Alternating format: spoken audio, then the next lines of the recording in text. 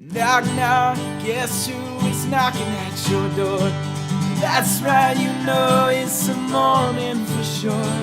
Might be Geoff, it could be, or maybe it's mid-Romney. You know you love This Week in Mormons, original morning news. If you love Lindsey Sterling, Bryce Harper in Utah, and Jello salad foods, oh, you're gonna love this show. We're here! Oh my goodness, I'm basking in the glow of General Conference. This is This Week in Mormons, everyone. We're live streaming this right now, so if you are seeing this on Facebook, holla at us and let us know. I should probably stream that myself so I can see any questions that might come our way. I'm Geoff Openshaw, as you well know, and we are all very excited to talk about our feelings and insights into General Conference. We didn't want to wait until Monday or Tuesday to get it to you. We thought we'd get it to you right now. So joining me this week, the wonderful twin sisters are also with us, everybody. Say hi. Hi. We survived conference with small children. And teenagers. Yeah, I almost didn't. My wife reminded me the same happened last conference when by near the very end and my kid going crazy. I was there was no spirit. I have to rewatch the entire thing. So I'm hoping that all of you can actually just help me learn what happened because I don't have a clue. Yeah, that last section is always rough. There's either asleep or fighting or I'm bored. Well, Arianne Too much. needs to post on Facebook and the Instagram site this really cool trifold that she made for her kids as a conference activity this time. It is so beyond adorable, where they can like put speakers in chairs and at the podium and topics. It's very cool. It has the maroon chairs. I upped my conference game. It did not keep my children from fighting, but my 4-year-old was highly entertained for the first half of conference. Okay, well, we'll get to all those hot tips as we talk. I don't want to delay in introducing, of course, our other panelist. You know him, you love him, Leading Saints' very own Kurt. Ronald Francom. What's your name? It's Harold. So if you'd call me K. Harold Francom, I'd really appreciate that. Your middle name is not Harold. It is too. Named after Harold Francom, my great-grandfather. He wasn't real. That sounds made up. He was. That's the reason I exist. Okay, I really thought your middle name was like Weatherby or something like that. No, Harold. It's much stronger. You know. K. Harold Frank. Now, we teased you a lot this weekend. We thought you'd get a big call to the podium, man. Yeah, I was sitting by my phone all week, but it never rang. Imagine that. So. Disappoint me, sir. You made other people tweet for you, and you weren't even busy in the conference center. Hey, what's up with that? I can't do it all, Geoff. Okay, so you can. I cannot.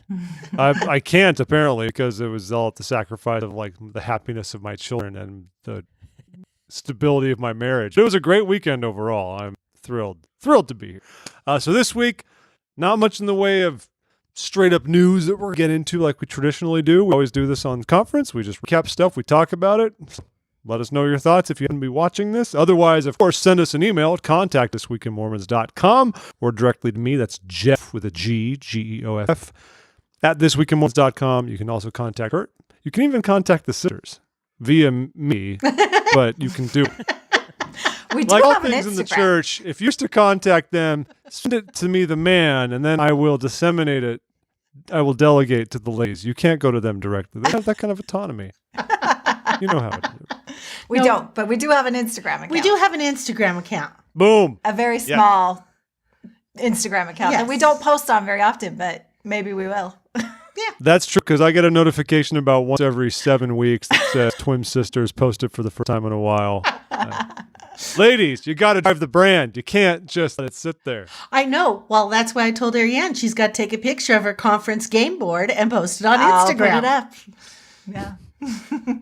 Fair enough. So anyway, how's everybody doing? How was conference? Just what are your general feelings right now in the wake of all of It's this? nice just to have a conference that is like most conferences. You just listen to some great talks and not be blindsided by the newest policy or structure change, you know? So I loved it. Isn't it weird how only 2 conferences of doing that, now everyone expects that to be the norm? You can almost feel disappointment on Twitter. Like, guys, when are you going to tell me I can drink coffee? I heard this is happening. So quiet. There was not much chatter going on. Huh? But I just want it to be known. In our last podcast, I think we said, or at least I remember saying, I don't think we're going to have any big announcements this time. We didn't. You did say that. So yeah, none of the rumors happened, I guess. I thought Not maybe, a single one. I thought maybe the missionary one, but no. What missionary one? About the length of missions. If any of them were going to happen, I was thinking that one would, but that seemed more plausible for sure. I remember when they lowered the ages, 6 odd years ago now. Elder Holland, I think, was on missionary committee at the time, and so he was sitting with press, and someone asked him, like, why not do 2 years for the girls now? And he said, we're taking one miracle at a time. We think dropping it to 19 is the first step, and then who knows what'll... We'll see where it goes from there. Yeah. Yeah, literally none of the rumors took place. We published a whole article about rumors. Yeah. We were clear saying, we're not saying this happening. We're just rounding up what we've heard. And like nothing, not a one. None. Nothing. I mean, I could go through the whole thing. I won't, but not a single one. And certainly no one could have predicted what happened on Thursday. Oh, right.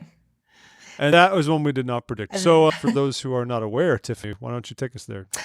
Well, many of you recall back in 2015, the church published a little change in handbook number 1, and it got leaked out, and then the church had to deal with the PR fallout from that. And that policy was that children of parents who are gay and lesbian could not be baptized or could not be blessed unless they were 18 years old, or there had to be a special appeal to the first presidency. And that caused a lot of rife and strife within the church when that policy came out. And effectively on Thursday, they basically did away with the policy. They said children that of gay and lesbian parents can be blessed. They can be baptized. They have to, of course, understand the covenants that they're making like any other child. But one of the larger issues was in that 215 policy, they stated that married individuals who were gay and lesbian, if they were in a same-sex relationship and married, would be considered apostates. And that was also removed. They still clarified it is still a sin, but it's not considered apostasy. And so Thursday morning, I got into my office and I hopped on Facebook, and at first I didn't believe it when I saw it. I was kind of shocked. It was a pretty quick reversal after 3.5 years. I feel like nobody saw that coming. Nobody saw that coming. There's a lot of relief, I feel like. Yeah. Lots of people. It's fascinating. Of course, now I recognize this because in the wake of President Eyring's talk in priesthood it was priesthood, right? Kurt, he spoke about supporting our leaders and, not trying to sustain them, not trying to look into the mortal foibles of them and things like that. I do think it helps to look through that lens sometimes just to remind ourselves we're dealing with humans, and that's a good thing. I think that informs my understanding of Revelation and the Spirit, rather than treating the 15 like they're completely infallible and untouchable and they don't do anything wrong and they're not human beings, right? But what's interesting to me is most anecdotal evidence at least hints that the original actors who might have pushed for what we did in 15 were likely then, President Oaks he was president of the 12, President Nelson, and then Elder Oaks at the time, because President Johnson was pretty much not involved at that point. Mm-hmm. That's most have suggested. So I find even more interesting that 3.5 years later, driven by the man who's now leader of the church, the same thing went away, which is that's I think one of the most interesting parts of it to me. It's not like new leadership came in and said like those guys were way off. Yeah, we're fixing this one. Exactly, the same people, which is that's just me. That's it's encouraging, right? Yeah, what do you think about that, Kurt? What is that? Does that teach you anything? What does that tell you? So as I've listened, read different articles and heard different discussions around this topic, like everybody goes back to like, well, what does this mean exactly as far as Revelation's concerned? Because President Nelson, I think at BYU Hawaii in an address mentioned, underscored the fact that this was Revelation when that 2015 policy originally came out, and now people are saying, so it wasn't Revelation, or did God change his mind, or whatever. But I just really feel like there is there's just not a full understanding about how revelation truly works. And maybe just from my experience, being a key holder and, serving as a bishop, like it just doesn't, it just ebbs and flows. And I really don't think, that rarely does a scroll fall from heaven with certain revelation written on it that we're supposed to follow. And we say, well, so it wasn't God's will. Well, that doesn't matter, because to me, the way I see revelation is it's a two-way street. Revelation comes from heaven, but also revelation goes up to heaven. And that's the beauty of priesthood keys, is that keys give individuals the power to direct. It doesn't give them the power to know every opinion and will of God, but it gives them the opinion to direct. And God influences those who direct the church. And we learn more about that in Doctrine and Covenants 128, verse 9, where it talks about if individuals who hold the keys and have the authority do so with the best intentions, I'm paraphrasing, obviously, that what those things that they say will be seen as revelation and the will of God. And so the fact that they reverse this, to me, is that's just revelation. That's just how it works. And God's going to stand by and say, you know what, these are the individuals I have set apart and called to direct the church, and their opinions are in this, and their perspectives are in this. That's why he gives so much credence to counsel in the church, that is how the messiness of revelation, how it works. So it's cool to see it happen. I'm glad it's sort of, you see on some things that get reversed, because that's how it happened in my experience on a smaller scale with, running a ward. So. Yeah. Well, and I think one of the speakers in conference said that revelation is more of a process than a destination, and that it's something that is kind of ongoing and not just, okay, this is our revelation and this is what we do and there's no more said and done on it. And I think that's really true, whether you're talking the church or whether you're talking your own personal revelation. I think many of us have had the experience where, you've received what you believe to be an answer to prayer, and it is an answer to prayer. And then you go and begin to act on that, and something changes and you're moved in a different direction. And you think, well, why was I told to go that direction? But there's always learning and growth from that. Right. And sometimes you never know why. Yeah, sometimes you never know why. Years later, you look back and, well, I don't know why I started down that road if I ended up on this. So I don't know. It's hard to say, but the good news is there's just a lot of people relieved and happy about this, and it's good. I think it's fun to talk about like how sometimes we receive inspiration, revelation to act in a certain way, and that doesn't take us where we want to go or where we think we want to go necessarily, but the Lord might be taking us somewhere that we wouldn't otherwise get to without taking that step. And that, I think it was Elder Hales actually spoke about that during conference. I think it was the Saturday morning session. He was only the third speaker, but he kind of mentioned that the prayers aren't answered that we want. The Lord prepares blessings we can't, expect. And our prayers aren't even always answered in this life. So it's a good reminder. But I too was stunned. I was, I've, on a more personal note, I don't ever say I made peace with the November 2015 decision. Kurt and I have talked about it at length. We even did a podcast on back then. We had a panel back then about that one. I was kind of one of those things I kind of tucked away and said, I don't get this. I'm never going to be comfortable with this, but okay. I'm just going to sit there and keep living my life and being a disciple and hoping that, God and his leaders and everyone knows better than I do. So I had a hard time not being emotional when this happened on Thursday. I was kind of like, it was a pretty cool thing to see. And it seems so ostensibly minor. I mean, talking about what is a small set of the population, even less so of Latter-day Saints, of gay parents who want their kids to get baptized, is not a big subset within our church. But it still matters because every group matters. Right. We're talking about caring about the one, of course. They all matter. So it's great. I'm glad to see that this is happening. I think there are many people who are still upset about it, people who want the church to apologize more formally and say this, and just strip say, we botched this one, whatever it may be. I don't expect that to happen.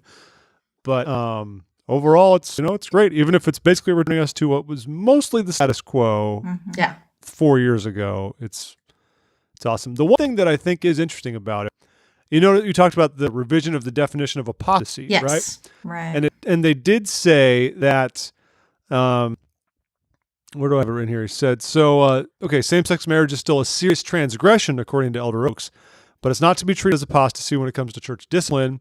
He said instead the immoral conduct in heterosexual or homosexual relationships will be treated the same way. And I'm very curious about what exactly this means, because the immoral conduct in heterosexual relationships would be sexual violation, more or less, right? It's broadly speaking. And so if it's treated the same way, are we saying strictly sexuality of homosexuality, i.e., is this a tacit looking the other way when it comes to dating or kissing and holding hands when you're gay? Is that kind of a thing that no one's really asked questions about? I'm very curious. They didn't really outline it, and I think it's vague for a while. I don't know if this kind of solidifies. And did they even outline as far as if a same-sex couple is legally married? Will that be approached differently? So there are some and that's the thing, questions like there. if you are legally married, then you say, well, you're obeying the law of the land. You're no different on paper than the heterosexual couple, except it's I don't know how that's going to shake out. Well, and I bet a lot will be, as it always has been, depend on your local leaders and what they choose to look at and not look at. I mean, we probably all know plenty of people that have been in a heterosexual relationship that are maybe living together, but they're new members of the church and they're not, excommunicated or really disciplined at all. We're just happy to have them there to come into our congregations. But there may be other leaders, in other states that really would do something about that. So it's going to be interesting. It will be interesting to say the least. That was a fun. This was a fun info drop before conference. Yeah. It's not something I would expect to talk about in conference itself. When the initial policy came out, it actually only came out, I believe it kind of got leaked out, if I'm not mistaken. It did. It got leaked out. Somebody had seen the handbook and then leaked it. And then the church had to address it in what I think was one of the biggest plunders of a PR disaster they have had in a long time. Yeah, I think they've learned a lot of lessons from maybe the execution of that, whether it was their fault or not. Maybe some additional, rogue security measures to make sure. Yeah, security. There's always going to be somebody ready to leak handbook 1 when those updates go out, Kurt. It is. Someone. But on that note, Geoff, I've just really appreciated these Friday releases. I know this recent one I think was on a Thursday, but they've had a lot of these, though. I would almost speculate that this was a strategic adjustment to, instead of building up so much the rumor mill going up to conference, just let these things go throughout and then handle them, give information, just like the youth advancement news. I mean, that seems like the type of thing you would hear in conference, but they released it, on a Friday in a press release, and so I think that'll be the mode of operations going forward, and I appreciate that a lot more. I like it too. It saves conference for the real meat. And plus, it's kind of fun to wake up on a Friday morning and go, "Ooh, what's going to happen today?" But then that's the same thing as conference. It is the same thing as conference. They're going to blow your mind. Yeah, but then it's not distracting to the more meaningful talks, But then it messes up my work day, man. Come on. It's Friday. I know everyone coasts on Friday, but I still got things to do, and then this stuff comes up. It'll probably be that way when it comes to a lot of those conference rumors that went around. Yeah. I think there's a number of those. There's some of those word of wisdom alterations. Yeah, that would be announced in conference. I don't think that would come through via a release like that. But some stuff, other stuff that was kind of leaked, I imagine that would have just been, or not leaked, whatever, rumored. Yeah. That would have just come via the Friday info drop. It is funny because in most of the world of journalism and media, Friday is where you see things that you want to get buried, right? This happens all the time. It happens in politics all the time too. They release all this random stuff they're up to and hoping nobody's going to pick it up the weekend. But I imagine because we're a church and our focal point is Sunday, Friday is a great day to do it because then we get all revved up leading into the weekend. Right. And then they usually read the letter and sacrament meeting, right? From letters.lds.lcr, whatever we're at right now, .churchofjesuschrist.org. And you can't bury anything in this church. Doesn't really work, man. So speaking of some changes, though, I'm going to jump all the way to the end of conference right now and talk about some of the new temples that were announced. And I thought Do it that reverently, Geoff. I'll Please. do my, and that's what I want to talk about. Yes. That's what we're talking about. That So- was the one surprise, huh? That was awesome. That was so good. I loved that everyone's expecting the temple announcements, especially after a conference that was, by all other measures, subdued compared to what we've been used to just for the past year. And of course, I remember President Nelson, maybe 6 months ago or maybe a year ago, hinted at the pioneer temples needing some extensive love. He kind of talked about that a while ago, so now he's formalizing it a bit more. That's a whole other topic. My two immediate takeaways: gut Logan and fix whatever the heck they did to it in the 1970s. If you ever been to Logan, is raise your hand. Who's been to Logan? Anyone following on It's been a Facebook? while. Anyone following Facebook been to Logan? I went there once when I was at BYU. I drove up there on a whim to go check a new temple, and I was like, I was like, it's a state center. I can't say that It I've been almost to has Logan. burlap. I've only been for a ceiling. I don't remember much, but Okay, so Logan is on the outside, pioneer-esque, right? You know, it's Yeah. a beautiful, cool building. Inside, though, back in the late 70s, they had to totally gut all the original stuff and rebuilt it, and they built it to the time. And so on the inside, you're basically burlap walls shy of it being not far off from a meat house. I mean, there's a couple Oh. chandeliers here and there. Yeah. And as far as I remember, there are no real windows inside. And because if you actually look outside of the building, the windows, those arched windows, are actually painted black throughout. So there's that's a shell around what is a just kind of sad little temple on the inside. Not to knock anybody, but it in some love more than the other ones, I would think. So I'm curious what'll happen with that. And Manti, if you've ever been to Manti, everybody, I'm desperately praying they do nothing to Manti. Just leave leave Manti alone, everyone. Just start that. Oh, I've never been to Manti. Yeah. Never been to Manti. Ladies, It's worth the road trip. it's really worth the road trip. Manti it's the Like- only other temple that's live sessions. Okay, Just I like knew Salt they Lake. do live. Is the inside just really cool or what? The inside is like, I think it's been updated at some point, but it's old pioneers. They haven't even put in soft fold down chairs. You saw the wooden benches that are original to the Oh. temple when it was built. I like the progression style of it a bit more. Salt Lake, you go to the first two rooms and you go upstairs and do the rest. But in Manti, you slowly go up, 10 steps in between every single room. So you're kind of slowly winding your way to the top. And just the murals are crazy. The world room, they call it. Google that. Say, Google Manti Temple world room mural. That thing's bonkers. There's the Crusades. There's all kinds of stuff on it. Oh. It's Maybe a very we'll cool have to take building. a road trip. Maybe. You should. I sincerely hope all I do is try to just update some of the mechanical stuff and maybe some function. And otherwise, I think everyone's afraid they will de-live session that one and maybe even Salt Lake in this process. And I think that would No be bueno.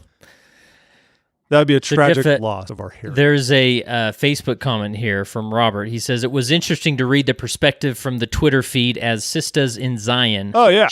She's disappointed with the instruction to remain quiet during the temple announcement. She loved that the saints vocally rejoiced. What's your take on this part of our culture that will probably never go away? That's what I was going to get into. I love that President Nelson straight up said, look, I'm going to announce some temples, but let's rein it in this time, because I think it has gotten a bit out of hand.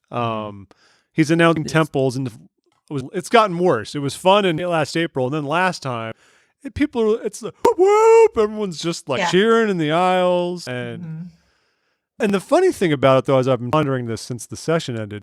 If you remember watching this, at the same time, President Nelson seemed pretty amused by the whole thing too. Yeah, that's why I was surprised, because he seemed to enjoy it so much. I was kind of surprised that he wasn't going to enjoy it this time. I mean, he enjoyed it still, I'm sure. He seemed to I revel think that in was it. that was a polite dad smile of, we're going to talk about this later. You see, We misinterpreted that little smile he had. That's right. you heard, I think it was something a little bit different. I think genuinely, this is straight up just me making stuff up, but I think that he genuinely did kind of get a kick out of the experience and kind of the drama of it. I mean, you know how it was, especially last time around when he intentionally went for the anticlimactic Washington County, Utah for his closer. Right. And everybody was like, what? I have to wonder if he pondered it more even after the fact, thinking about his own leadership and I don't know how he communes with the Lord, and perhaps he would. Like, he might have also been chastised, is all I'm saying. That's complete conjecture. That's an interesting thought. Yeah. But I don't think and- that'd be far off. How many times I've been a leader in the church, and there have been times I've done things and walked away and said, maybe this isn't the way it should be done. I should ponder a bit better. Well, I think this is something they're seeing not only in General Conference, because my sister-in-law, I was at my in-laws' house watching conference with them, and they and my sister-in-law just moved back from Peru, and she said that President Nelson went down there for a regional conference when she was down there, and there was this moment where he mentioned that he'll now speak in Spanish, and everybody, like, there was like everybody. There was an uproar of cheers and applause when he said that and started speaking in Spanish. That's just the church in Latin America, though. You just I know, but I think they're seeing this where it's like, well, maybe this is a good opportunity to draw a line as far as what we expect in as reverence. But maybe it is just in the context of announcing temples or in General Conference. But in general, I appreciated it. I mean, there was so much emphasis on temples this time around, and I liked it when we kind of brought it all home. It said, these are sacred things. Be happy about it, but let's not get all crazy. So, real quick, just to recap which ones are going to be built, the new ones that we're all curious about after the Pioneer Temples. So, you got Pago Pago, American Samoa, which we did predict, I believe, in our temp predictions. Thank you, Joe. Okinawa City, Japan. Nope, didn't predict it. Tonga, thought about predicting it, but didn't. Tooele Valley, Utah. Just missed West Valley, Jeff. Just missed it. Just missed it. I heard a lot about Tooele, but we decided to go with Heber or West Valley for funsies. But Tooele got it. Moses Lake, Washington is the one that's really surprised me. That was a surprise. I have not done enough research on membership. Moses Lake it's in like smack dab in the middle of Washington State, but it's not a huge area. Just in general, it's not. There's not Tri-Cities. much around it. Yeah, and the Tri-Cities are only 100 miles away, maybe ish from there. And there's a temple in Tri-Cities over there in Columbia Gorge. Yeah, so. That one intrigues me quite a bit. I've got to look into some of the metrics there for the membership for what's going on there. Good for them. Congratulations, Moses Lake people. A second temple in Honduras in San Pedro Sula, which is also one of the murder capitals of the world. So that's awesome that they get a temple there. I was about to make a glib joke about dead people temple. Nope, not going to go that route. And Antofagasta, Chile. Awesome. Antofagasta is way in northern Chile in the desert. For your history buffs, it was once part of Bolivia until Chile stole it from Bolivia in the War of the Pacific in the late 1800s. And lastly, the one we've called for a little while, Budapest, Hungary, which is awesome. So I'm always partial to more temples in Europe. That's exciting stuff. Thoughts on any of these temples, people? Okay, well, one thing I want to say on the Pioneer Temples, because at the very end he said that they're going to do, I believe on the 19th of April, which is another Friday, that they're going to release their plans for not only how they're going to redo the Salt Lake Temple, but they said how they're going to redo Temple Square and the Plaza. And I thought, that's true. I was blown away by that. So Elder Snow was the visiting authority at my brother's stake president in West Valley, and he was the visiting authority there a couple weeks ago, and he mentioned that to my brother, that every building is going to be torn down except obviously the tabernacle, the temple, and the the assembly hall. So right? even the and visitor centers too, huh? All the visitor centers, Now, coming down, and they're complete revamp. When you say temple, does that include the annex, or is the annex? The annex is coming down. Interesting. Wow. Yeah. Maybe I'll actually let people get married and walk out of the temple doors instead of the goofy little, some random pop-up, little soft tinted pop-up thing that they do. Yeah. Here I am coming from work. And they said they were going to rededicate them. So does that means they all get an open house, right? Yeah. Presumably, they didn't say that, but I would guess so. That'd be fun. That would be huge. Yeah. That would be huge, especially for Salt Lake. I mean, I remember in my art history class in college at UVU, they said that the Salt Lake Temple is the most studied religious building in the United States. So I don't know if that's fact, but that's what they said. So you can imagine the attention it would bring if they actually opened it up to the public. I'm just going to shout out here to Tim Corey, who's following us right now on Facebook. He said, make your bed. Sir, the bed isn't made because the laundry is being done. This is a guest room in the basement that no one sleeps on. So, Jeff, I want you to know I'm having a tact, not... The reason this is torn asunder, not as beautiful as Kurt's little studio when he has goofy things behind him, is because we're renovating some things. So anyway, Tim... I'm in my grandma's bedroom right now, so... Well, so anyways, I'm stoked about temples. One more thing that I kind of wondered on the Salt Lake Temple, when they do the rededication of the Salt Lake Temple, if they'll do it like Nauvoo, where they open it up to the entire church membership to participate in. I'm going to give that some pretty strong odds. Me too. Yeah. So good times, everybody. Good for Budapest. Any more of those in Europe. There's no temple between Germany and Ukraine, so good on them. Excited to see that. And so sorry for Arkansas. I think, is it time, for those who have followed our temple predictions, is it time to formally retire the Rogers/Bentonville, Arkansas prediction? Do I just let it die? Because I don't know if it's ever going to come true. I think it will someday. I'd hold on. Keep holding. By that logic, I can keep predicting something for 50 years, and then it finally happens. Well, maybe you should just let it go, and then it will happen. That's true. And then That's what I'm guessing. I predicted this for years. So I'm going to let it just go, like man. Just like the mission calls without dates or locations. If we say that enough, maybe it'll actually happen, and we will never get to a place where we can all agree that it's just a hoax, and it's never going to happen. Kurt, you raised an interesting point with that one, though. I mean, how does that one happen? Because people produce facsimiles, I guess, but of calls that say this very thing. Mm-hmm. Is there a whole cottage industry of people producing fake mission calls just to perpetuate this? I have no idea, but whenever you hear these announcements, it's always like the sister of a brother's cousin. You know, it's right. Like. And has anybody ever seen the paperwork? I've heard it, and I've heard people say this is real because this is my cousin's in-law, but I've never actually seen the physical paper. It's a hoax. It's not. It's not All gonna right, happen. Kurt, you know people on the inside. Can you just get a firm? I do not know people on the inside. Well, however, I don't know people on the inside. I used to be in Kate Kelly's. I think they're talking to me. There's an individual in the priesthood department, and I was talking to him after last conference about the 2-hour church, and obviously he was working a lot with the plans there, and he said, I heard a lot of people mention that there were these, what do you call them, test groups, or these, what's the word? I don't know. You have to use there's these boards that were testing it out, testing the 2-hour. And he's like, that was news to me. We didn't have any people testing 2-hour church. Really? Because I totally heard that one. I know, me too. I heard they did it in South America. The whole program. Didn't we hear they were doing it like in Pleasant Grove? One of your friends said her brother or somebody in Pleasant Grove was doing it. It's always a brother, a sister, or an in-law. An in-law. Oh, you people who live in the Zion realm. That's right. Join us, Geoff. Very different. Actually, we're both, myself and the twin sisters, we're all in Idaho right now. But are you in Western Idaho like they are? Yeah, I'm in, the more chosen part of Idaho, right? Yeah. Really? You're also that?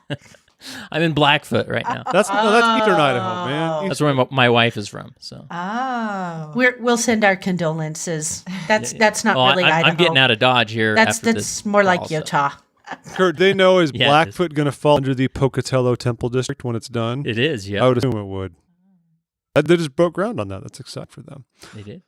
Well, we've hit a lot of stuff nearly 40 minutes into our show, and so conference highlights, people. We don't have to go through a talk. We used to try to do that, but that's not necessary. But I do want to talk about the highlights and the big takeaways. And can we take at least by session? Yeah, we can go by session. So let's visit the Saturday morning session, which we had. I'll give you a lineup, so this way it's like a bracket. All right.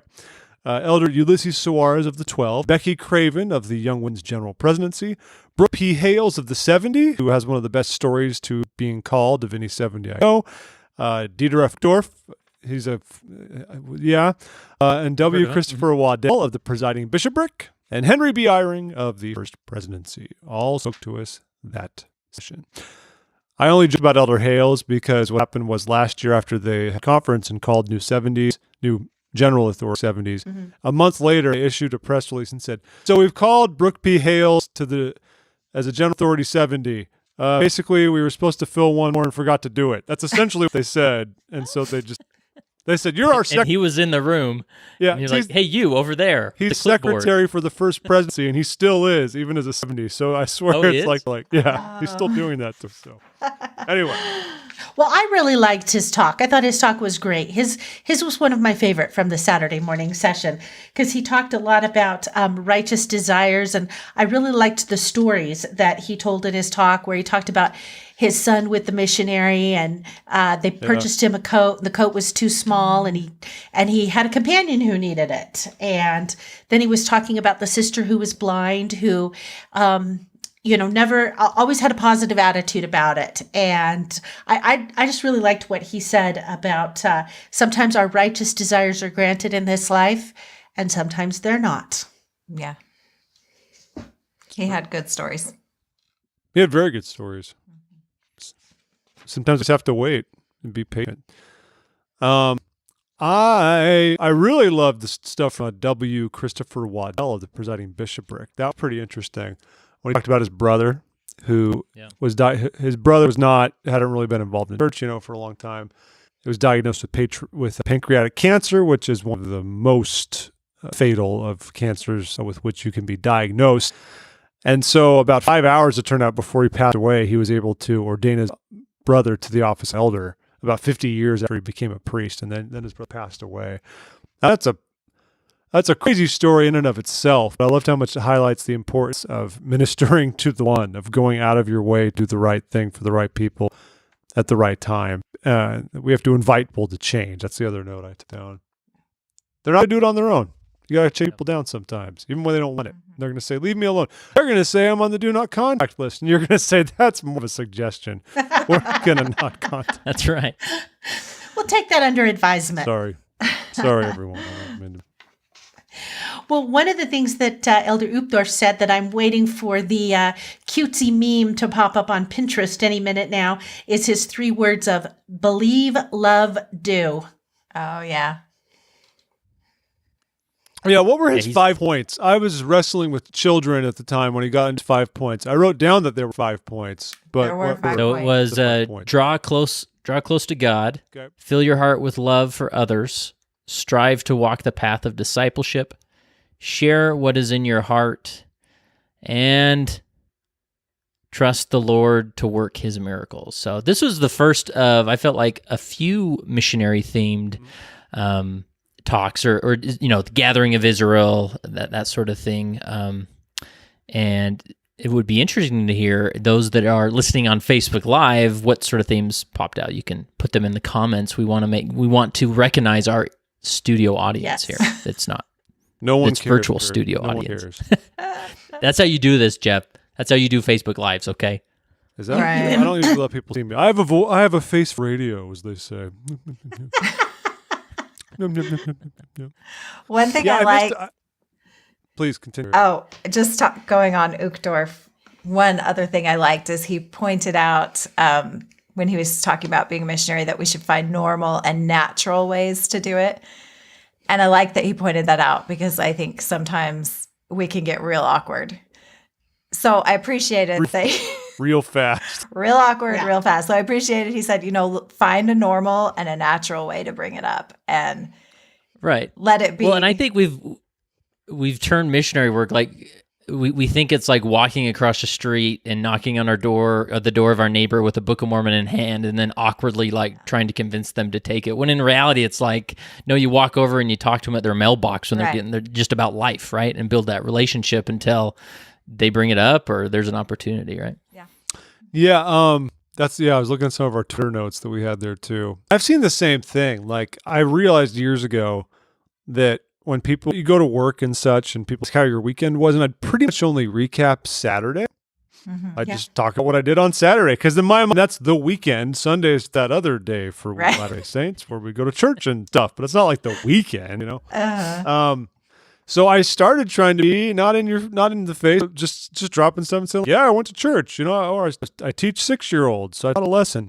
Not going, not giving someone a big lecture out the whole block, but just trying to mention it more, because people aren't weird about that. If it's a part of someone's life, whoop-de-doo. It doesn't matter how heavily Latter-day Saint or not your population is.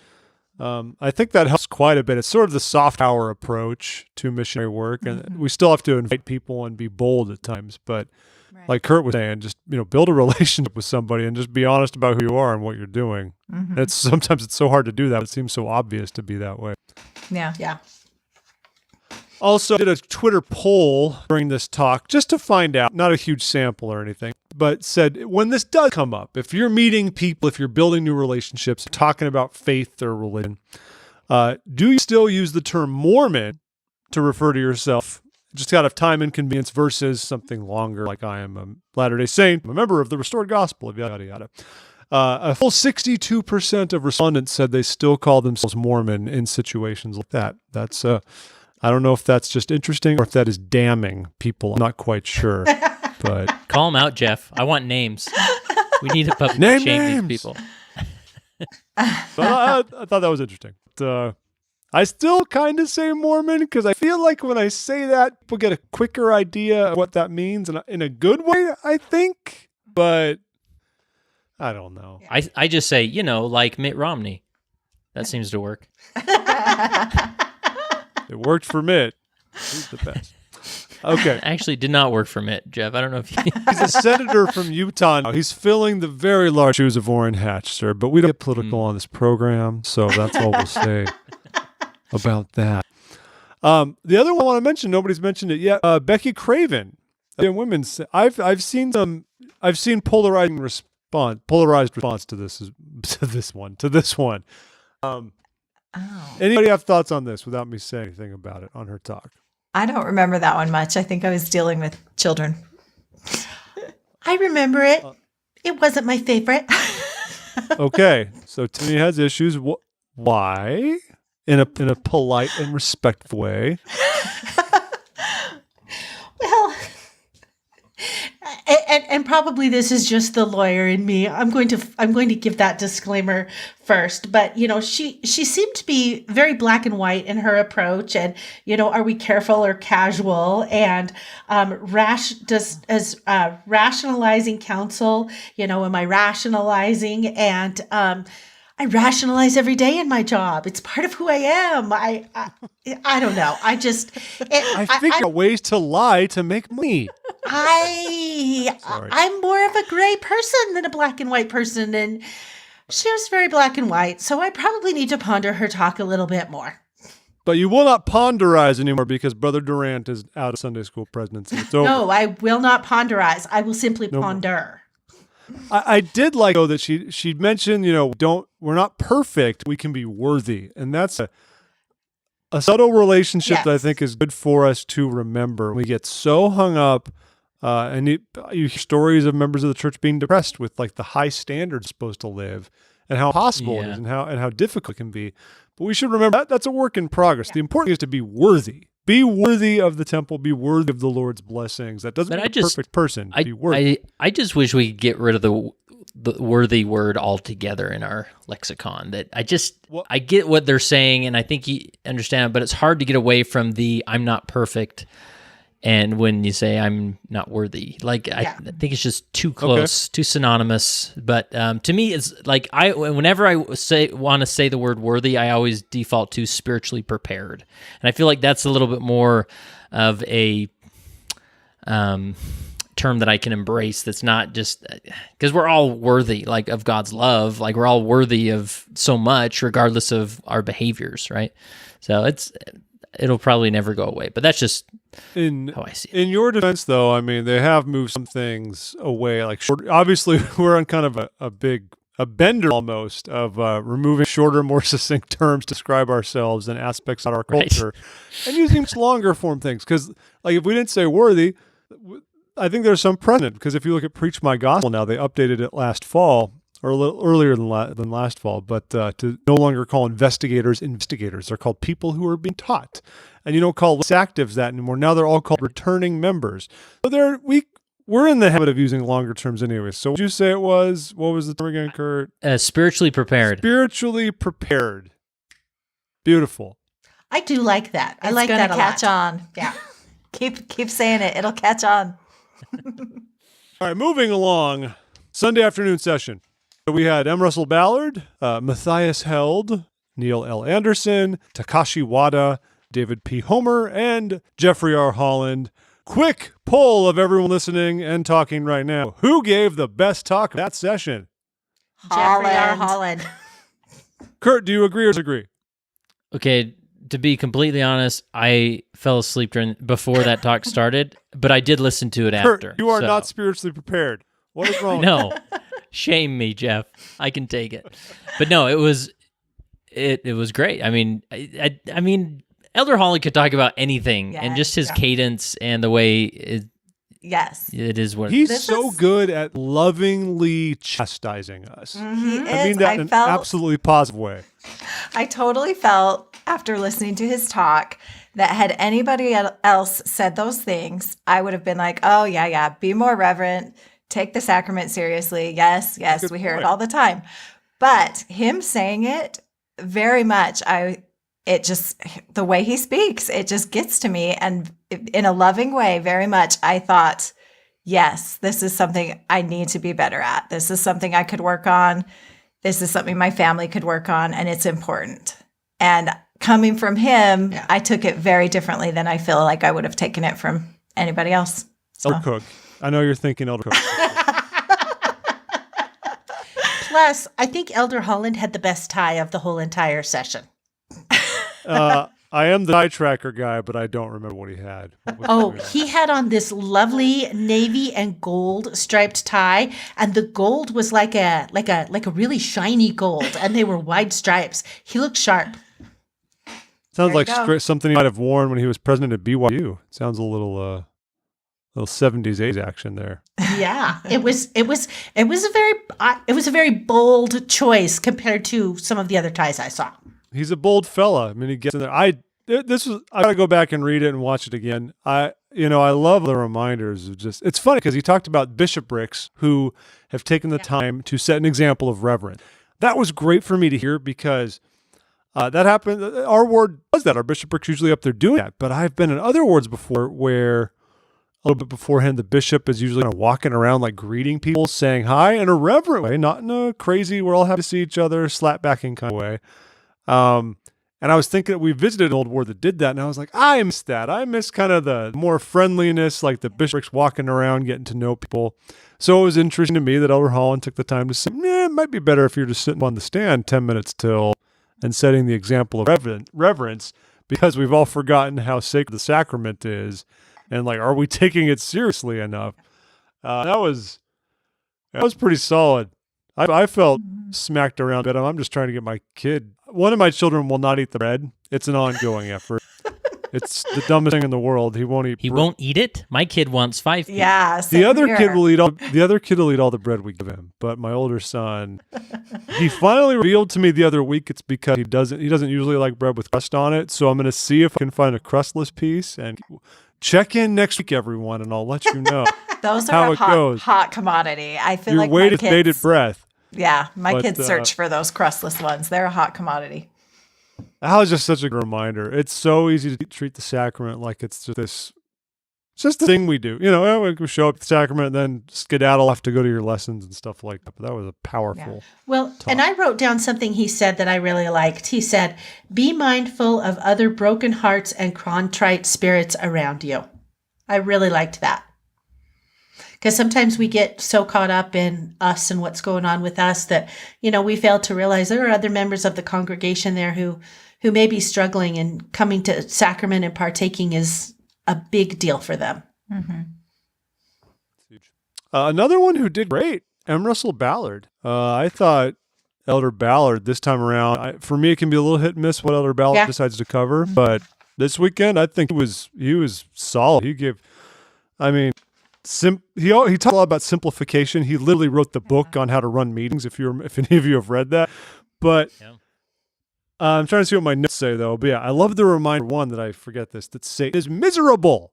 It's easy to think that Satan's actually having a good time and he wants to kind of like have a good time with us, and that's part of it. But no, Satan is just straight up miserable. And so his reaction is to drag everyone else down with him because he's just sad, essentially, and frustrated. And he also, of course, kind of quelled any rumors that the testimony aspect of fast and testimony meeting would be going away. That Yes. was another rumor.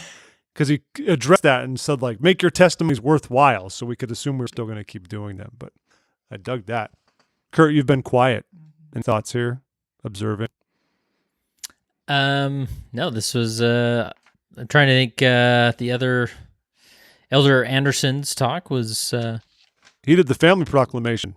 that's right. All in. Yeah, I mentioned there. And it was, I don't know. I mean, I always try and give respect to those individuals who touch on really difficult subjects that would be very easy just to not talk about, and there may be some people that were upset about the way he said things, but I appreciate him trying. So I think he did fine. And I thought about things sort of the same way you did, Kurt. And one thing I thought about was, we talk about the family proclamation quite a bit, but we rarely have references to the document of the living Christ. You don't hear much about that, right? It exists. Yeah. It's another thing we have that's not canonized, just like the family proclamation. But in looking at Twitter, there was some interesting feedback that sort of echoed what Kurt said, of just saying, well, is the living Christ as controversial or as difficult for people to digest? It's a document that talks about our living Christ versus the family proclamation, which might need a little more time from an apostolic point of view to address and reiterate and have people understand, that was good counsel for me. That's all. And just so you know, Geoff, Al has just joined the Facebook Live. If you want to say anything to Al. Hi, Al. Are you Al, still it's not too talking? late. If you want to set up your rig right now, buddy, and just jump right in. Let's do this, Al. Shock everybody. Come on in, man. It's up to you. Any other feedback from the Saturday afternoon session? No. Who gave? Priesthood session was phenomenal, I thought. Tell us why. Take me there. Well, I just appreciated especially the Band of Brothers story for Elder Cook, the 70 Elder Cook. That was like just so inspiring to hear how, what a great example of what a healthy quorum looks like and what a healthy quorum produces. And to see it happen in that youth context and, in Africa, and to see many of those young men serve missions, I was just like, that's what I needed to hear. That was a fun one. Yeah, this was right in your leadership wheelhouse, wasn't it? That's right. So Can I say something about the priesthood session? Yes. I didn't go, so obviously I didn't hear all this talks. But the first thing I asked my husband when he got home was, did they challenge you guys to read the Book of Mormon in 2 months and have a social media fast? No, we do what we want, yo. I was a little disappointed. I thought that you'd at least give you guys a Book of Mormon challenge. Yeah. And President Nelson I thought he was getting there because he was mentioning, sports and smartphones and being distracted from family, but then he didn't. I thought he was going to go all in and say, so here's the deal. Social media is not your issue. Your issue is Video games. Yeah, I thought he was going to say, like, I want you to fast from sports and gaming, more or less, which would have been awesome because then I wouldn't have had to change much of anything in my behavior, and I would have loved it. But yeah, he didn't go there. I was surprised. But I think it was I don't know. I don't, myself, I don't, obviously they can do whatever they want, and I'm not trying to critique this, but I just don't think giving challenges or like that type of approach is really healthy for our culture, just because everybody's like, okay, I've got to do these, I've got to check this box and move on with it. Yeah. And so everybody does it.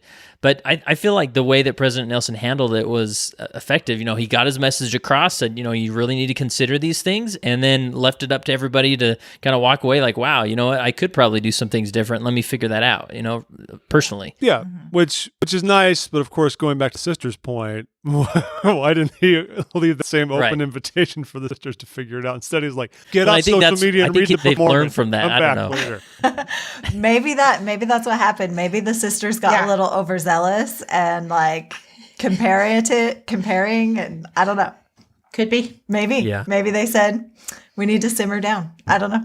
Yeah, because I know from my wife's experience, like she's really, in my opinion, she doesn't obsess over the Instagram, or she's not on her phone a lot. And so when it came out, she just sort of felt like, well, why am I doing this? Like I mean, I'll do it, I guess, but I don't Yeah. feel like I need to, and so it was just sort of awkward for some people. But Can I, this is not as affirming, but can I reference something that might have been, this might be the polemist in me a little bit. This is the same session. And so at the end of it, you have the president of the church, sort of getting on the case about the too much time with that, athletics and such, and how we dress and groom and make ourselves appear, are we modest, all sorts of things as men. This is good counsel. But if we do go back to the first speaker in the preach session, Elder Stevenson, and I'm mostly just ribbing a little here, he based his entire talk on how amazing athletes are and how much they can teach us about the church and how we should follow them. And citing like Bryce Harper, and I'm kind of cracking up like, oh, I mean, they showed a picture of Bryce Harper getting married. Bryce Harper has his not honor code approved haircut, shall we say. It wouldn't fly at the testing center at BYU. He's fine. He's doing good things. But at the same time, I couldn't help kind of laugh to myself, like Elder Stevenson's propping him up, like, look at this guy who's doing awesome things. And then in the same session, President Nelson's like, part your hair nicely and shave and look good. Oh, say what is truth. I don't know. Well, I guess you could say there was just something for everyone then in that session. that's true. Yeah, it was, it was good. It was good. It was great. Also, Utter Oaks gave some, he talked about the future, which was interesting. And I also thought the story about the squirrel was kind of sad and brutal. And if you went up this, Tiffany and Arianne He was saw dead. this. I just remember that. It was too late. He was dead. Yeah, like it's something. not like some He cute died. story. Like, nope, a bunch of people watched a squirrel get killed by a dog. And the moral of the story is get in there and save the squirrel when you have a chance, I guess. Because it was too late. The squirrel was dead. Dead squirrel. It was good. But one interesting thing that someone pointed out. So President Oaks said, we talked about labeling ourselves. Well, this will lead. Where will this lead is also important in choosing how we label or think of ourselves. Most importantly, each of us is a child of God with a potential destiny of eternal life. Every other label, including occupation, race, physical characteristics of honors, is temporary or trivial in eternal terms. Don't choose to label yourselves or think of yourselves in terms of limit on a goal for which you might strive. I love the counsel overall, but some people pointed out that he said race and wondered, does that mean that race is not an eternal designation? I don't think I quite got there from his comments, but I found that to be an interesting interpretation. Right, Kurt? You were there. It flew right by. I was there. No, I did catch that, and I was like, I need to think about that. That is interesting, but I think people are reading into it a little bit too much. Probably. Oh, yes, and Amanda Hostler, yes, there was a dead squirrel. This is what we do in pre session. Thank you for the comment. This is what we talk about. The ladies wondered for years, what kind of shenanigans do we get into? I used to tell my wife we taught spells and stuff like that before they started broadcasting it on the internet, which ruined all of my fun. But, yeah, Elder Oaks talked about a dead squirrel and the murder of a squirrel. And that coupled with the almost dead skydiver later in the session this morning, I thought this was a very morbid conference. Just death all around to teach lessons. They got to keep the attention, I suppose so. All right. Are we good to go to Sunday? Sunday morning, Good there? Jeff? All right, take care. Sunday morning, people. Tell me things. I'm very much intrigued by Elder Renlund. Yes. His talk. I liked I'm gonna Renlund's. spend some time there. But and I appreciate. This is a doctrine I have been. I don't want to say struggling with, but trying to fully understand so I can better articulate it. Because just this idea of we get no blessing unless we earn it through our actions just does not seem, there's just no room for grace in there. And so I appreciate him expounding upon that doctrine and clarifying it a little more deeply so that there is room for grace, a lot of grace. Mm-hmm. Yeah, I thought it was really good. I loved the clarification because it is a very confusing doctrine. We hear both different ways about it, and I liked his example of the fire and the kindling. I loved what he said at the very end, how he brought it back to the come follow me with our families. And he said some line about, are your come follow me manuals and scriptures sitting in a pile and like a pile of kindling waiting to be lit in your home? And I was kind of like, maybe. I mean, we've been trying, but there's more we can do. And so I liked that he brought it back to that because that was a good example for me. of what I need to be doing. Come follow me for me has been surprisingly not easy. I actually thought it would be easier to go after than it has been. It's worth it completely, but it's, what was that, Kurt?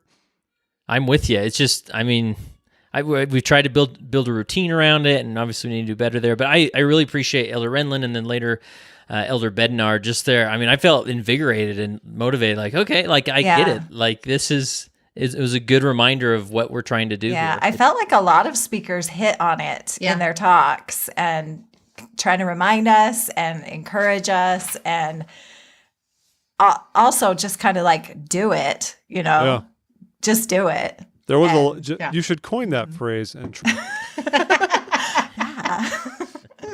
Maybe with a little swoosh. Yeah.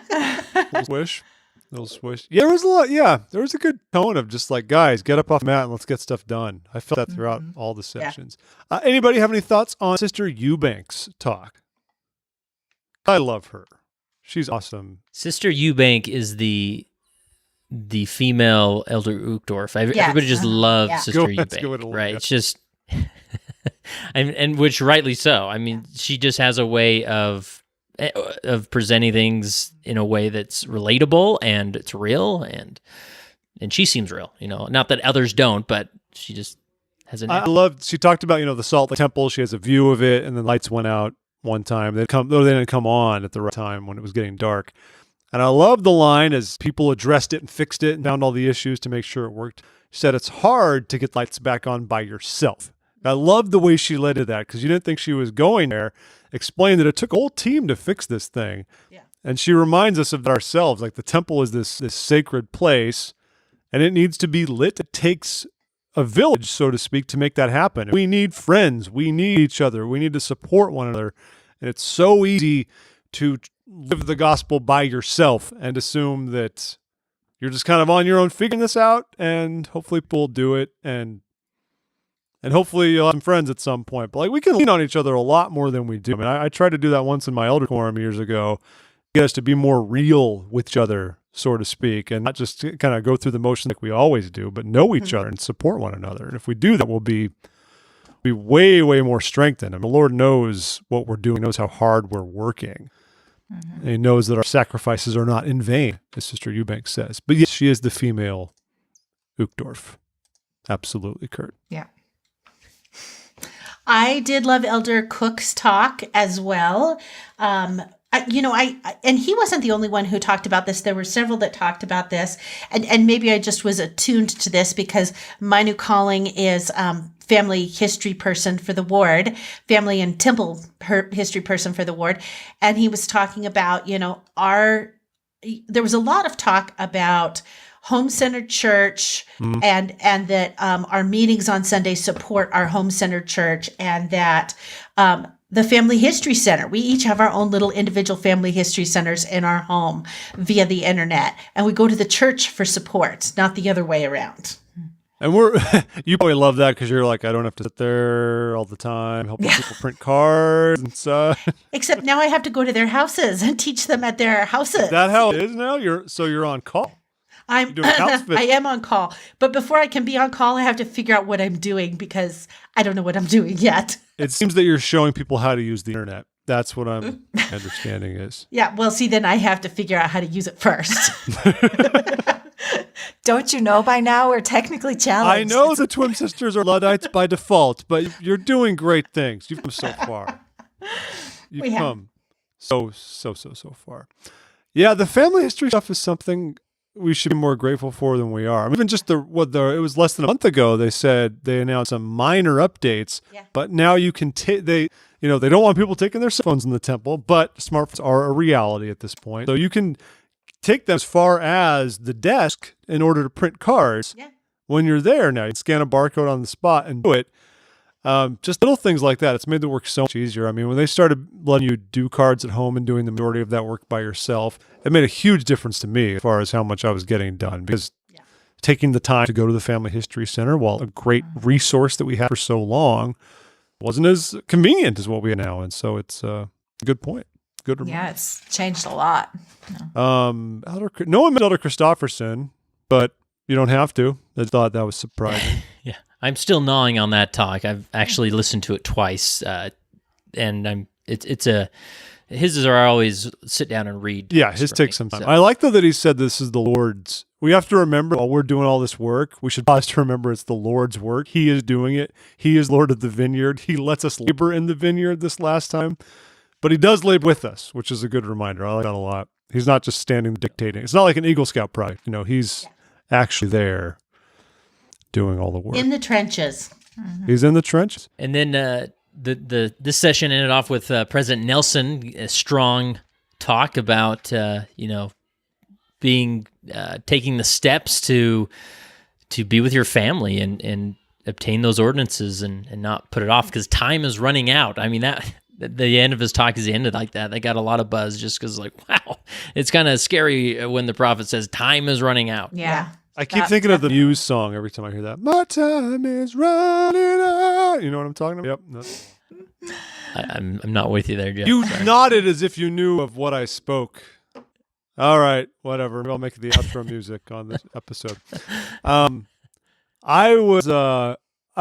think President Nelson seems to be a very affable, approachable individual, but like leading off talking about his daughter passing away. Oh yeah, stuff got moment. real right there. Yeah. All of a sudden, you're like, dude, he's like letting us in a little bit beyond the professional level here. That was kind of amazing to hear him recount that and get a little bit emotional about it, of course. Yeah. And yeah. Well, and I think very humanizing as well, because, sometimes we put our prophets up on this pedestal, and to see him and the emotions that he's going through in the death of a child that all of us deal with when we face death. Mm-hmm. I was very glad he shared that with us. Yeah, me too. That was really touching. Any other thoughts on Sunday morning before we venture toward a final session? Let's go to the final set. Go to the final. Let's All right, bring it I'm going to home. lean on you guys a lot because at this point, behavior of my children had evolved quite a bit. And so my notes are a little bit more sparse. Like, this is literally what it says for President Oaks. My notes say, repentant, cleansing, period, no idea. That's all. Well, did you like Oaks? Tiffany usually likes Oaks because I think they speak Lawyer the to same lawyer. lawyer language. It's lawyer to lawyer. What can I say? So, I really did like him. He was the focus of his talk was on repentance. And he said, an unrepentant person will remain unclean at the final judgment. And he was basically saying, because he was kind of debunking the myth that, you can just repent in the spirit world, because he was saying, we don't really know if that is true. The best place to do your repentance is here on earth, where your spirit and body are together, because it could be a lot harder in the spirit world. And so whatever you have to take care of it now.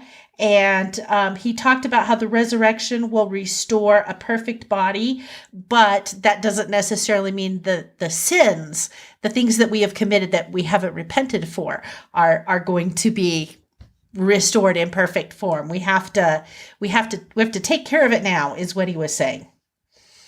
And use the atonement. He really focused on the atonement, and he said the atonement is an open door for everyone to go through and repent. So take advantage of it. Mm-hmm. Kurt, do you have anything to add? Because I don't.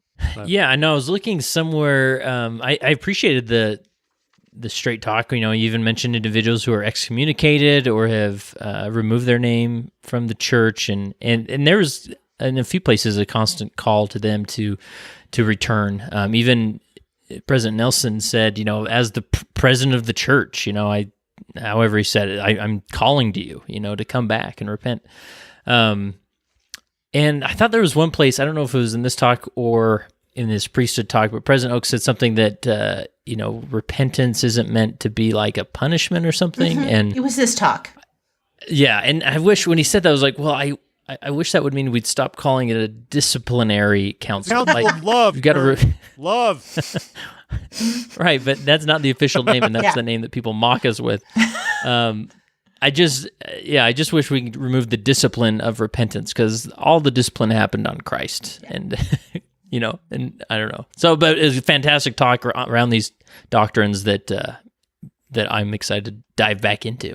One I did manage to really get in on, Elder Bednar's talk. I'm a big Elder Bednar lover. I always love his talks. And maybe this is like your lawyer things. I hardly fashion myself an academic, but at the same time, I think his approach is very academic in the way he explains things. And I love his talks. He always says, like, this is what we're going to do. I'm going to explain to you in 3 easy steps how we achieve these things, and then afterwards I will issue a closing statement about it. So, we talked all about Joseph, but then what I really loved, even after saying that the most important Sunday learning we do in the home, that was a great reminder about how I'm failing. Come follow me. But then he talked about the temple. And this was so good and important, I think, especially in light of some changes that happened in the temple in January that caused everyone to say, don't say anything about the temple outside of the temple. Yeah. You say nothing. And I was like, I don't know if that's exactly true, but okay.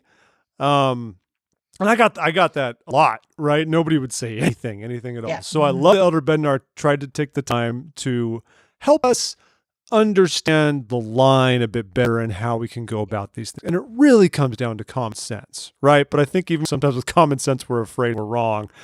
But, his basic guidelines were, and I tried to write these down verbatim, but he says, because we love the Lord, we should always speak about his house with reverence. Check. We should not disclose or describe the symbols associated with the covenants we receive in temple ceremonies. Check. I think that's pretty obvious if you've been to the temple. Yeah. The second point, the temple is the house of the Lord. Everything points to Christ. We may discuss the basic purposes for and doctrine of and principles associated with temple work and covenants. Those were his 2 main guidelines. And I think that gives us a lot of room, respectfully, to talk about temple. Because he made the point, and I feel like I went through this myself, that people go and they're like, either in your home you're not enthusiastic about going, or you're not really, really prepped, and then it doesn't mean much to you, or it's harder to digest, whatever it might be. We can do a lot more to have people feel more prepared so they understand what the temple is really all about. Because there's so much about it we can talk about in a positive way. And just don't get into the specifics of, exact things that he mentioned. I think that's totally true. good count. Well, and the other thing he did is he referenced some of the resources that are available online that you can show your children as you are preparing them for the temple. I just had a missionary daughter. Right. She's on a mission now. She went through the temple in December. And I had no prep when I went through.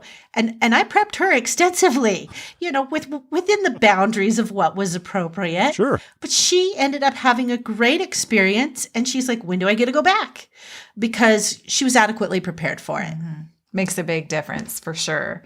Yeah, he sent everybody to the website. And then I also love he gave like a list of things to look up in the Bible dictionary to study more about temples. I was frantically writing those down too. Just all good ideas of what we can. He gave us homework, Geoff, just like an academic would. No, yes. Academics don't give you homework; they give you reading.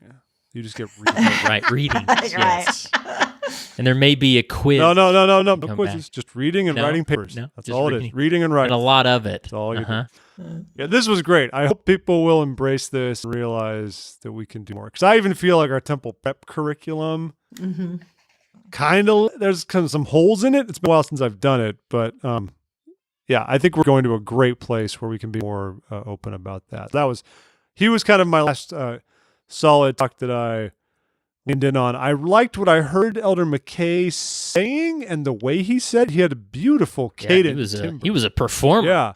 Yeah. But I wanted him to read some Shakespeare. Yes, some Shakespeare, Kurt. Globe Theater up in this business. He did remind us that deliverance may take longer than we would like. Yeah. But time is running out. Other ones to mention, 2 other apostles left, and if you have any thoughts, Elder Gong and Elder Razband. Anyone have anything on them? There was a interesting photo going around on Twitter of President Hinckley at Elder Gong's wedding. And it was it's worth looking. Why have I not seen this? And how do you send? I retweeted it. How do you send it to me right now? Okay, I'll look it up. But because I think Elder Gong's wife is the daughter of a general authority or pastor. They always know somebody. They're all related, right? But good old young Elder Gong was there, just naive as ever. So Wow. I'll find it. Yeah, that'd be fun to see. That's So, awesome. I like this talk, though. I mean, he talked all about how the good shepherd acts and how we, as the sheep, should act. Basically, sheep are reckless and they just shepherd. So, yeah, I thought it was good. And I loved how he pointed out that the good shepherd went after the one while still watching the 99. Yeah. I thought that was important to remember. That's huge. Like, don't forget those who may appear to not be struggling as much as others. We still have to watch out for them too. So, Kurt, I have to imagine in your capacity with Leading Saints and just in your leadership positions that you've seen either yourself or others fall into that trap of working hard to chase after the one that you accidentally abandon the rest. For sure. I mean, you can get hyper focused on, and it's not even individuals. Sometimes it's like I have this summer barbecue idea came to me so clearly that I must over invest myself in this idea. But Yeah.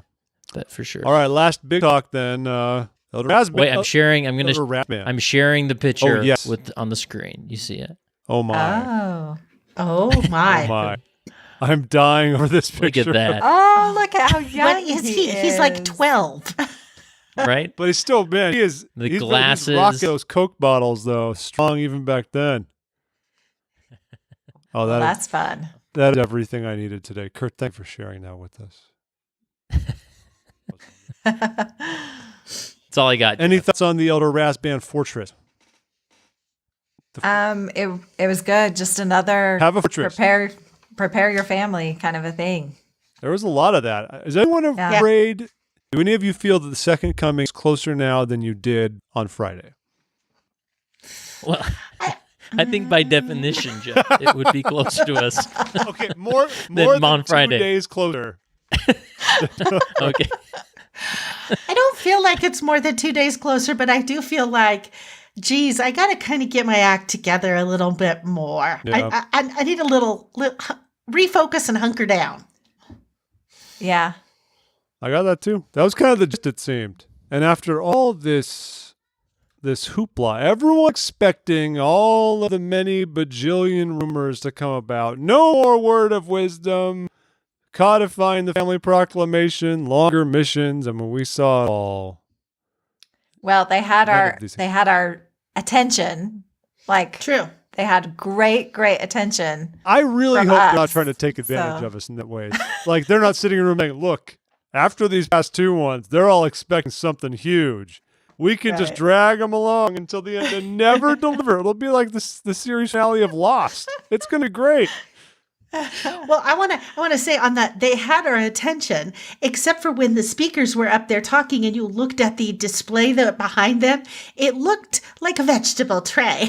I kept getting Oh, yes, the distracted by display. saying, is that Got a lot kale? of Twitter love. I liked it. But it was all over the place. Like there Yeah. were succulents and flowers and there were I saw people Quite the variety. photoshopping ranch dressing into the background.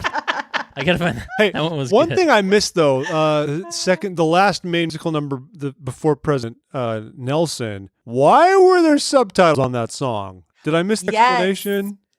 I don't know. My husband and I had the same conversation. I thought they got rid of all the subtitles.